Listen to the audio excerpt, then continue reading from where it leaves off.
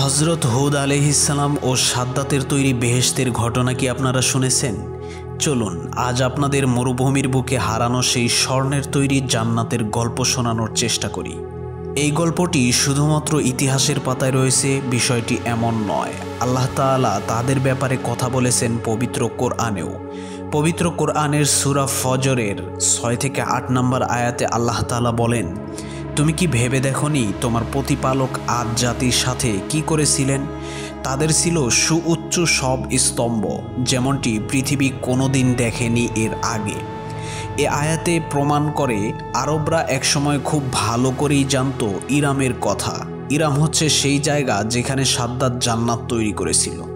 কিন্তু আজ ইরাম নেই, আছে শুধু তার ধ্বংসস্তূপ, আর আছে এক রাজা সাদ্দাতের বিস্ময়কর কাহিনী। সাদ্দাত এক প্রতাপশালী রাজা। হযরত নূহ আলাইহিসসালামের পুত্র শামের বংশধর ছিলেন আদ। আদের সন্তান সাদ্দাত হয়ে ওঠেন গোটা আরব উপদ্বীপ ও ইরাকের রাজা। শক্তি, ধন সম্পদ আর বাহিনীতে তার মতো কেউ ছিল না।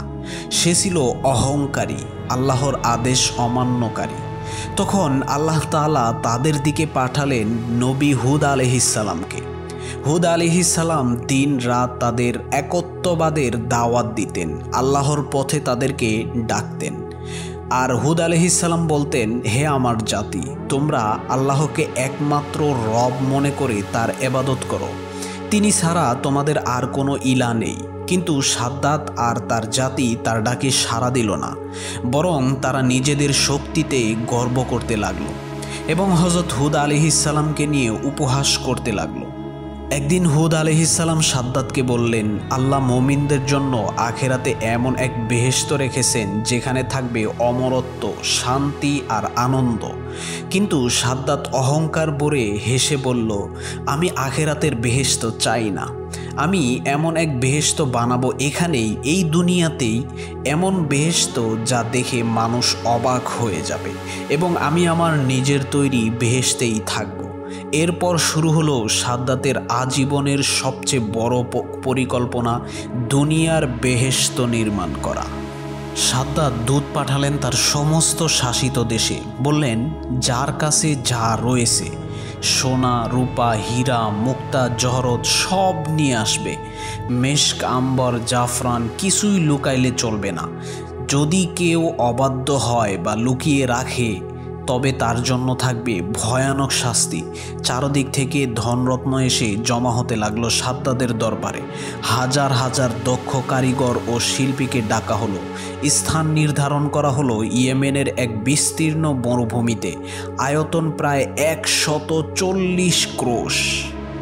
১৪০ ক্রোশ মানে হচ্ছে ২,৭০৪ বর্গ কিলোমিটার, যা বাংলাদেশের আকারে প্রায় ১.৫ গুণের মতো। তাহলে বুঝতেই পারতেছেন কি পরিমাণ জায়গা জুড়ে সাদ্দাত তার জান্নাত বা বেহেশত তৈরি করা শুরু করে দিয়েছিল। কাজ শুরু হলো। ৪০ হাত গভীর ঘুরে রাখা হলো সাদা মরমর পাথরের ভিত্তি। প্রাচীর বানানো হলো সোনা ও রূপার ইটে।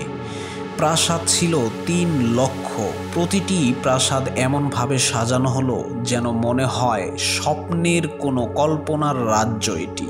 ছিল কৃত্রিম গাছপালা, গাছের ডালপালা ইয়াকুত পাথরের, পাতাগুলো সবুজ পান্নার, ফল ছিল ঝুলছে মণিমুক্তা আর হীরার ফল। দুধ, মধু আর মদের ঝর্ণা বইছে প্রতিটি বাগানে। সোনার সব আসবাবপত্র, লক্ষাধিক চেয়ার টেবিল, সবই খাঁটি সোনার তৈরি। পুরো নগরী ভরে গেছে মেশক আম্বরের সুগন্ধে। এটি ছিল স্বপ্নের মতো এক নগরী যা পৃথিবীতে আগে কেউ কখনো দেখেনি। কিন্তু এই প্রাসাদে নির্মাণে শুরু হলো এক নির্যাতন। এক বৃদ্ধার ছোট্ট মেয়ে, যার গলায় মাত্র ৪ আনার রূপার হার ছিল, সেটিও কেড়ে নিল সাদ্দাতের প্রহরীরা। দুঃখে কাতর বৃদ্ধা হাত তুলে আল্লাহর দরবারে দোয়া করল, হে আমার রব, তুমি সব দেখছো, তুমি ছাড়া আমাদের রক্ষা করার আর কেউ নাই। সাদ্দাতের এই জুলুম থামিয়ে দাও। এ দোয়া সরাসরি আল্লাহর দরবারে পৌঁছে গেল। আল্লাহ আযাবের সিদ্ধান্ত নিলেন। বছরের পর বছর পরিশ্রমের পর সাদ্দাতের স্বপ্নের বেহেশত প্রস্তুত হলো।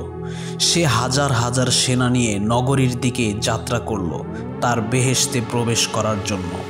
তারা মাত্র 3000 গজ দূরে এসে পৌঁছেছে। ঠিক তখনই সাদ্দাতের চোখে পড়ল এক অদ্ভুত হরিণ। রূপার পা, সোনার শিং, চোখে ইয়াকুত পাথরের ঝিলিক। সাদ্দাত শিকারের নেশায় বাহিনীকে থামিয়ে দিল, একা হরিণের পিছু নিল। কিন্তু হঠাৎ এক অশ্বারোহী তার পথ রোধ করল। সাদ্দাত বলল, তুমি কে? অশ্বারোহী বলল, আমি মালাকুল মউত, মৃত্যুর ফেরেশতা। তোমার মৃত্যুর সময় চলে এসেছে, তুমি চলো, তোমাকে এখন মৃত্যুবরণ করতে হবে। সাদ্দাত স্তব্ধ হয়ে গেল। সে বলল, আমাকে অন্তত একবার সময় দাও, আমি আমার তৈরি বেহেশত একটু দেখতে চাই। আমি আমার নিজের তৈরি বেহেশতের ভিতরে একটু ঢুকতে চাই, সেখানে গিয়ে আমি একটু আরামায়েশে থাকতে চাই। কিন্তু আজরাইল আলাইহিস সালাম বললেন, আল্লাহর অনুমতি ছাড়া এক মুহূর্তও বাড়তি সময় দেওয়া সম্ভব নয়। তোমার জান এখনই কবজ করতে হবে, একটুও বিলম্ব করা যাবে না। তারপর সাদ্দাতের জান কবজ করা হয়। সাদ্দাত ঘোড়ায় বসা অবস্থায় মৃত্যুবরণ করল। এক প্রবল শব্দ হলো। জিবরাইল আলাইহিস সালাম চিৎকার করলেন। পুরো বাহিনী মুহূর্তের মধ্যেই ধ্বংস হয়ে গেল। ফেরেশতারা এসে ঘুরিয়ে দিল সাদ্দাতের সেই বেহেশত। পরদিন ভোরবেলা ইরাম নগরী নীরব হয়ে গেছে। মানুষের আর্তনাদ নেই, হাসি আনন্দ নেই, আছে শুধু ধ্বংসস্তূপ, ঝড়ের বালিতে ঢেকে যাওয়া এক হারানো স্বপ্ন। এখানেই মানুষ দেখেছিল সাদ্দাতের তৈরি সেই বেহেশত, কিন্তু ঘুম থেকে উঠেই দেখে সেই বেহেশত হয়ে গেছে ধ্বংসস্তূপে পরিণত। তা চলে গেছে মাটির নিচে, আর মানুষ এখন খুশি হয়ে গেছে। বন্ধুরা, সাদ্দাতের গল্প আমাদেরকে শেখায় যে যত বড় শক্তিশালী হোক না কেন, আল্লাহর আদেশ অমান্য করলে তার শক্তি ও প্রাসাদ কিছুই কাজে আসে না। দুনিয়ার বেহেশত বানানোর স্বপ্ন যদি মানুষকে তার রব থেকে দূরে সরিয়ে দেয়, তবে তার পরিণতি ধ্বংস ছাড়া আর কিছুই নয়।